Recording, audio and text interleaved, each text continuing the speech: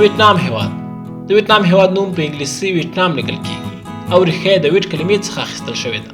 د ویټ کلمې په اړه ویل شوي دي چې دغه کلمه چینایي ده چې د سویلي او یا هم د چین له پولې د بهر په معنا کارول شوی. دا نوم په رسمي ډول د 19مې پیړۍ په لومړیو کې استعمال شوی دی. د لرغون پېژندنې اړوند د اوسني ویتنام په سیمه کې له نن نه نږدې 3.5 میلیونه کاله وړاندې یعنې د پولیولیتیک په دوره یا د زړو ډبرو دوره کې انسانانو ژوند کړی او په څمڅو کې پاتې شوني موندل شوي دي. د هونګ په نوم قوم 15,000 کاله وړاندې په ویتنام کې واکمن او حکومت یې درلود چې د ویتنام په تاریخ کې همدغه د هونګ پاچاهي د حکومت لومړی ډول حساب شوی دی. وګړي او پراخوالی ویتنام سویلي اسیا کې پروت هیواد دی چې له چین، تایلند، کمبودیا او لاوس هیوادونو سره ګډې پولې لري. ویتنام نږدې 3,500,000 کیلومتره مربع پراخوالی لري چې د افغانستان د پراخوالي نیمایي راځي. د پراخوالي پر بنسټ ویتنام د نړۍ 65م هیواد حساب شوی. ویتنام 6 میلیونه وګړي لري چې نږدې د افغانستان د نفوس 3 برابره کیږي.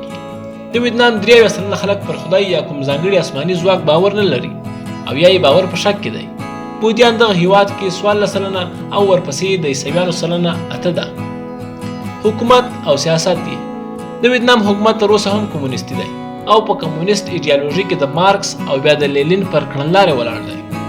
د ویتنام د حکومت ډول د ویتنام مرکزی یو ګوندیز مارکسیستي لینینی سوسیال جمهوریت دی. د ویتنام هیواد ولسمشر د پارلمان لخوا ټاکل کیږي. پارلمان یې 498 غړي لري یا د یوې جرګې لرونکی دی. که څه هم ویتنام تر اوسه یو کمونیستي دولت دی خو اقتصادي سیستم کې آزاد بازار یا خصوصي پانګونې کړنلارې اغیز پیدا کړی دی.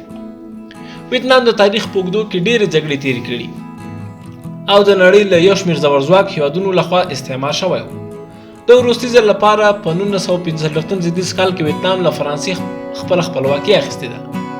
ویتنام د ملګرو ملتونو غړی هیواد دی او د نړۍ له 109 هیوادونو سره ډیپلوماټیکې اړیکې لري.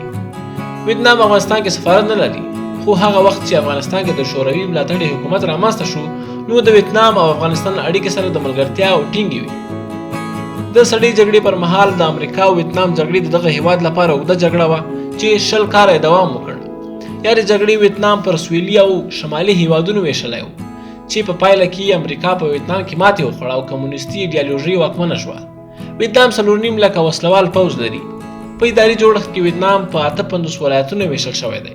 ویتنام د کورنۍ ناخالص تولید یا GDP پر بنسټ د نړۍ 6 او د اخیستو ځواک د برابرۍ یا پرچیسینګ پاور پریټي په اساس د نړۍ 23 اقتصادي ځواک دی. د ویتنام په اړه 15 په زړه پورې خبرې. لومړی د مرغانو هغه هګۍ چې بچي پکې پیدا شوي او زیږېدلي نه وي د ویتنام د خلکو د سهارنۍ د چای مشهور خواړه دي. معنا دا چې دوی هغه ډول هګۍ د سهار پر مهال خوري چې نه زیږېدلي بچي پکې شتون لري. دویم د ویتنام خلک د سپي غوښه ډېره خوري. دغه هیواد په نړۍ کې د سپي د غوښې دویم تر ټولو ستر مصرف کوونکی هیواد دی او هره ورځ پکې 15 میلیونه سپیان خوړل کیږي. د ویتنام د خلکو باور دا ده چې د سپي غوښه خوړل یوه روښانه راتلونکی راوړي. دریم ویتنام کې موټر سایکل د تګ راتګ عامه وسیله ده. نږدې 15 میلیونه موټر سایکل دغه هیواد کې ثبت او رجسټر دي چې د نفوس نیمایي برخه یې کیږي. څلورم د ویتنام 98% وګړي زده کړې لري او په همدې بنسټ د بیکارۍ کچه د نړۍ د مخ پر ودې نورو هیوادونو پر بنسټ پکې ټیټه ده. پنځم د ویتنام بیرغ سور رنګ او منځ کې ستوري دي. د سور رنګ معنا د جګړې پر مهال د ویتنام د خلکو وینه تویدنه او قرباني. د ژیړ رنګ ستوري 15 اړخونه د کارګر، بزګر، سرتیري، ځوان او پوهه لرونکي کسانو ښودنه کوي.